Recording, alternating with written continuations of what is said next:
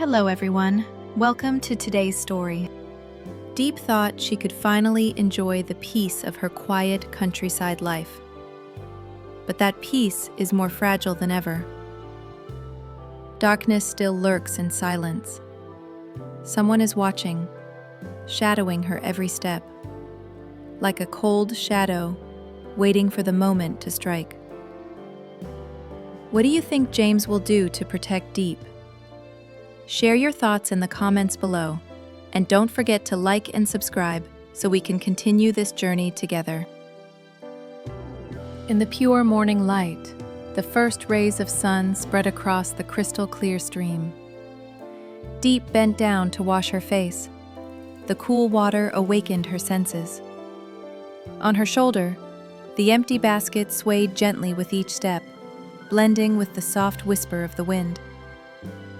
She quietly crossed a small wooden bridge, heading toward the lush melon field. The round green fruits nestled under the leaves, gentle rewards from the earth itself.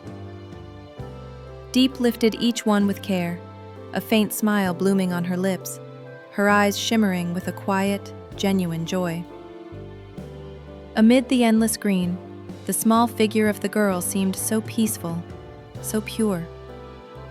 Yet that peace was as fragile as the morning mist over the meadow, beautiful but easily scattered. From a distant corner, an unseen gaze lingered, silent, hidden, and unknown to her. Elsewhere, beneath the old veranda, Mr. Kwan stood in silence, calm in posture. His tall, lean figure resembled an aged pillar that had weathered countless storms, and in his eyes lay a depth like a dark abyss, where hidden schemes stirred beneath a still surface. Beside him, John stepped out. Though young, his eyes gleamed with a cold, calculating light, the look of a man consumed by ambition. He was like a predator, waiting patiently for the perfect moment to strike. A faint smile flickered across his lips, thin as a blade, sharp, dangerous, and fleeting. The countryside around them remained peaceful, yet between the two men, the air grew heavy, thick with tension, as if a storm were about to break. The wind slipped through the old roof tiles, sounding like the weary sigh of the earth itself, witnessing a dark plan being set into motion, where ambition and vengeance slowly began to overtake reason. The father folded his arms and spoke in a low voice. "John, remember, once you act, don't leave any openings. James is not an easy man to handle." John's lips curled in a faint, confident, and chilling smile. In his mind, the pieces of the plot were clicking into place. Find the weak spot, bring James down.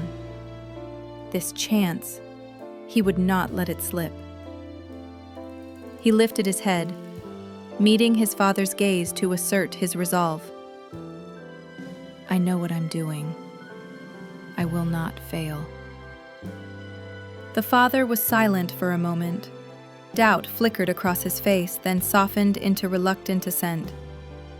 He understood that his son had gone too far to turn back. His final warning came like an admonition and an unspoken consent to proceed. "Be careful with every step, John. One wrong move, and you'll pay with everything." John nodded, his blood boiling. He gripped his phone so tightly it trembled in his hand, a cruel spark flaring in his eyes. "James, you don't even know the noose is closing. This time, I will win." John's in that instant, the shadow of their scheme seemed to fall across the whole porch. Father and son, one seasoned, one relentless, had together laid the foundation of a dangerous plan. True peril was drawing ever closer to James and Diep, day by day. The midday sun poured through the dense green canopy, filtering between the leaves and scattering across the familiar courtyard. The farm was still there, yet it no longer held the same bustling spirit. The crowing of roosters and the chirping of birds only made the emptiness sharper, a place missing the tender care it once knew. The bamboo fences swayed in the breeze, as if recalling a rhythm of life that had faded since Diep was gone. James stood silently before the bamboo gate, his gaze heavy. A vague ache of regret stirred within him. Everything remained the same, except for the one thing that mattered most: the girl who had breathed life into this land. Without Diep, the place seemed hollow, stripped of its warmth, existing but no longer alive. Heike, the little dog, bounded over, tail wagging with joy. James bent down, gently stroking its head before opening a small packet of food and pouring it into the old bowl by the corner of the yard. He smiled, but the smile flickered only briefly, a fragile mask to hide the emptiness swelling inside. He stepped inside, walking slowly across the yard. His feet stopped by the messy pile of firewood near the kitchen, by the branches broken from the last storm. James crouched down, tidying piece by piece. His hands patiently swept the fallen leaves, stacked the tools neatly, scattered handfuls of grain for the chicks.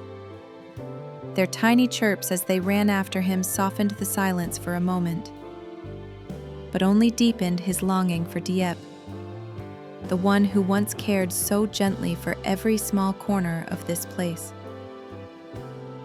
Lifting his gaze to the clear sky, James let out a quiet sigh. He knew he couldn't leave the farm untended forever. Pulling out his phone, his voice steady, he instructed someone to find a caretaker to live here, someone who could stay long term. Yet, deep down, he understood. No matter how many people came, no one could ever replace her. The farm could survive, the trees could remain green, the chickens could keep on living, but the spirit of this place, the warmth that had won. Back at the workshop, surrounded by towering piles of timber still dark with fresh sap, James sat in heavy silence, his gaze drifting across the rough-hewn logs. He held his phone, his voice low and edged with tension as he spoke with a business partner. Timber prices were climbing yet again, unfinished orders were stalled, and the mill was on the brink of falling behind schedule. Every confirmation from the other end of the line cut into him like a blade, for he knew this was no ordinary market fluctuation. Someone's hand was pulling the strings. He recalled John's eyes, brimming with challenge during their last confrontation. His words had been cold, unforgettable. "You'll soon see how easily what you've built can be torn apart." That warning now struck like a hammer against reality, as raw material costs soared in ways too deliberate to be mere coincidence. James's hand clenched into a fist. He lifted his gaze toward the stacks of timber, tension etched across his face. But in the next moment, resolve burned back into his eyes. He knew this was the greatest trial he had faced, not just a battle of contracts and numbers, but a clash of will against John's relentless malice.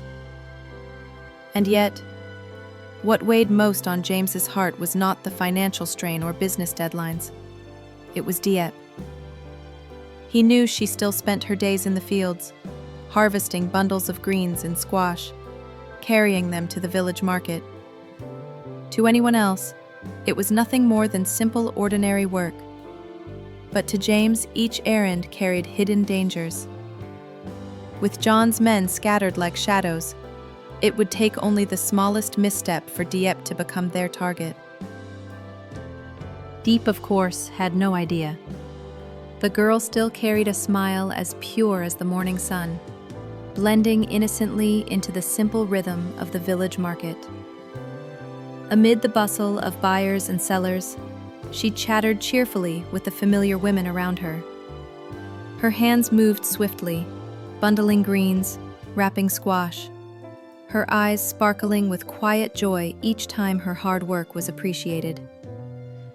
In those moments, Diep seemed to forget every storm she had endured, even James's worried cautions. For her, happiness was as simple as trading vegetables from the garden for a few coins to cover daily needs. But at the edge of the market, a shadow lingered. One of John's men stood silently, assigned to tail Diep and follow her all the way home. His gaze was cold, unyielding, as if trying to pierce through her every gesture.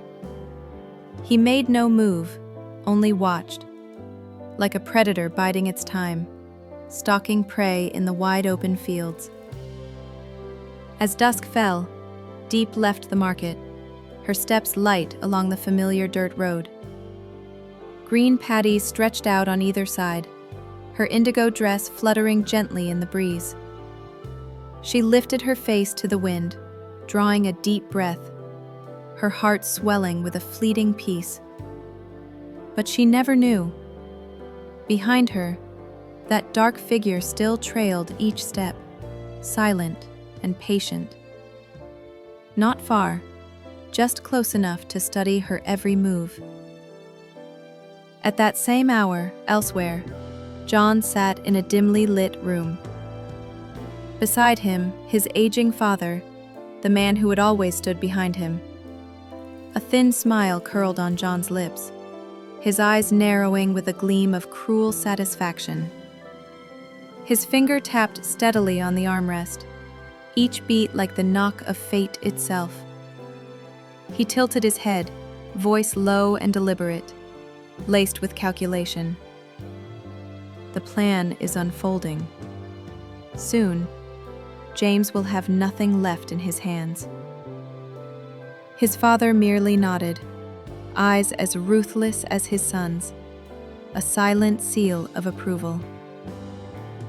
In that room, the satisfaction of two cold-blooded men mingled with the darkness, an omen of a scheme tightening, step by step.